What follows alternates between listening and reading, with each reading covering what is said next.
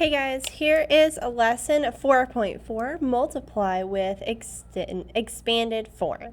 Our essential question today is how can you use expanded form and place value to multiply a digit and a whole number? So I'm going to put a star beside my essential question for today. And so, unlike the problem, our real world situation, the length of a day is the amount of time it takes a planet to make a complete rotation on its axis. On Jupiter, there are 7 8/10 Earth hours in a day. How many Earth hours are there in 46 days on Jupiter? So what I'm going to do is I'm going to circle that there are 9 8/10 Earth hours in a day, and it's asked how many Earth hours are there in 46 days on Jupiter? That's my question. So what we're going to do is we're going to use a model and partial quotients to solve the problem. So when we use a model, we've used these sort of models before, but we're going to break up our numbers and use it as partial quotients and then add it all up.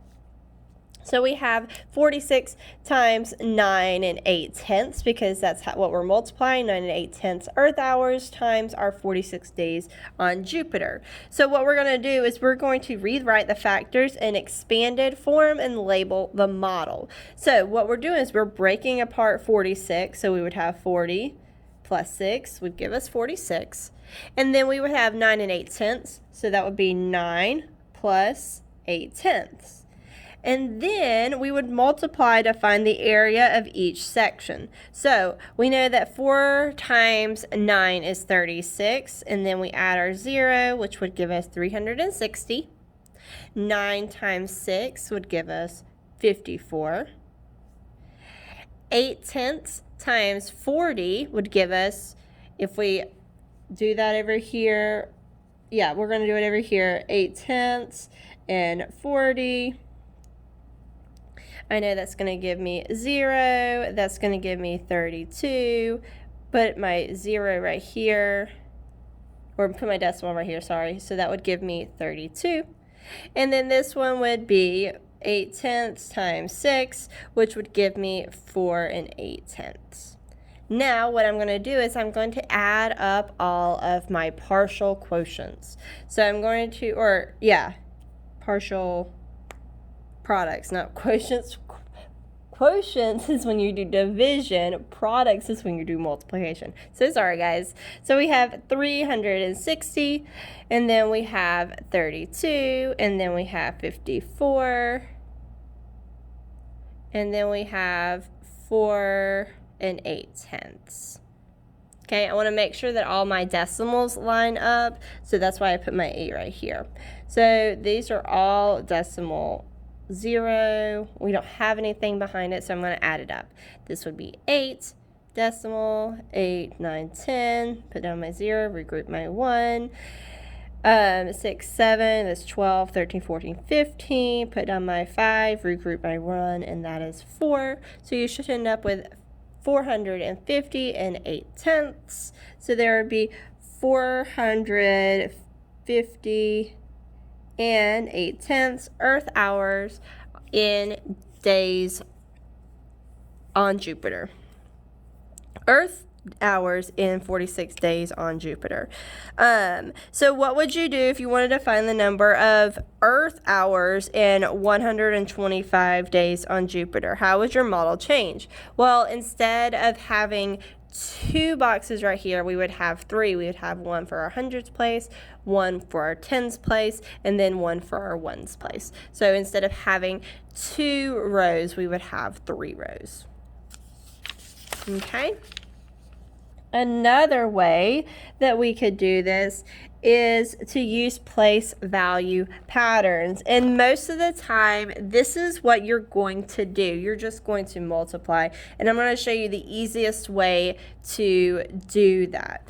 What I'm going to do is we're going to rewrite this problem. It says a day on the planet Mars lasts 58 6/10 Earth days. How many Earth days are there in 14 days on Mercury? So what I'm going to do is I'm going to multiply 58 6/10 times 14 And I'm going to multiply that just like I normally would. I'm not worried about you finding it this way. Let's do it this way and do it alongside me. That way you understand it. And like I said, if you need to slow down, stop it. If you need to click the slow down button, slow it down that way. Slow down the speed. So we know that 6 times 4 is going to give me 24. Put down my 4, regroup my 2. 8 times 4 is 32, plus 2 is 34. Put down my 4, regroup my 3. 4 times 5 is 20, plus 3 is 23. Now I'm going to my tens place. So I put my 0 down. It's going to hold my place. 1 times 6 is 6. 1 times 8 is 8.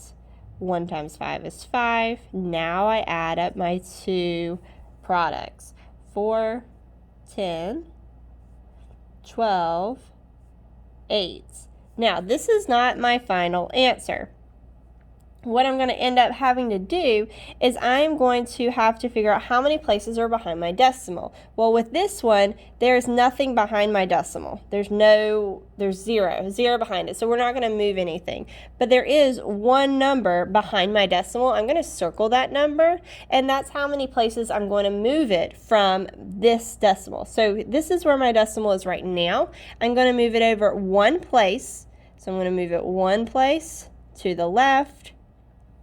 And so I'm going to rewrite my number 820 and 4/10. So it would be 820 and 4/10. That's how you would move it. I know that seems really confusing. Once you get the hang of it, it gets easier and easier. You're always going to look for the places behind the decimal, and that's going to tell you how many places you're going to move your decimal. So we are going to do it. This first one, let's just go ahead and do it just like we did a few seconds ago. We're going to set it up 52 times 0 and 35 hundredths. Normally you would put your bigger number on top, and we did, but there's an extra digit because of the 0, but we know we're not going to multiply anything by the 0 because it's going to give us the same thing. All right, so I'm going to go ahead and multiply. 2 times 5 is 10. Put down my 0, regroup my 1. 5 times 5 is 25, plus 1 is 26. So I'm going to put down my 26. I'm going to move to my tenths place. So 3 times 2 is 6, but before I can do anything, I'm going to put down my 0 in the ones place. 3 times 6 is 6. 3 times 5 is 15. Put down my 15. Then I add up my partial products. 0, 12, 8, 1. Now I'm going to look. How many places are behind the decimal? Well, there's nothing behind this decimal, so we don't do anything with that one. And there are 2 places behind this decimal, so I'm going to move it over 2 places. So it's going to end up being right there. So I'm going to rewrite my number as 18 and 2/10, or 18 and 20 hundredths. Okay, do the same thing with this one. I'm going to have 9 and 18 hundredths times 16. Like I said, it doesn't really matter when you multiply this way. Normally you would put the one with the more digits on top. This one I should have put this one on top, but it's okay now. 8 times 6 is 48. 6 times 1 is 6, plus 4 is 10. Put down my 0, regroup my 1. 9 times 6 is 54, plus 1 is 55. Now I'm going to bring my 0 over. 8 times 1 is 8. 1 times 1 is 1. 1 times 9 is 9. Add it up. And then I'm going to go ahead and add 6, 14. Now, I know that there are 0 places behind this decimal because this is where my decimal would be, and there's nothing behind it, so I'm leaving that alone. And I know that there are 2 places behind this decimal, because here's my decimal, there's 2 places. So I'm going to start at the right, and I'm going to move over 1, 2. Put it right here, and then rewrite my answer as 114 or 146 and 88 hundredths. Okay, like I said, it just takes some practice, and we'll do a couple more together. I'm not super concerned with you knowing this as much as knowing how to do this next section, okay? So we'll do one more of this one, with the model, and then we'll do one more of the regular multiplying. All right, so with this one, we have 7/10 times 7 is going to give us 7. 7/10 times 9 is going to give us 6 3/10. 5/100 times 10 is going to give us 5/10. And 5/100 times 9 is going to give us 45/100. What we would do with that is we would then add it up. So we have 7 plus 0 and 5/10 plus 6 3/10 plus 0 and 45/100. Make sure all of my decimals line up. That's 5, that's 9, 10, 11, 12. Put down my 2, decimal, regroup my 1. That's 12, 13, 14. So I should end up with 14 and 25 hundredths.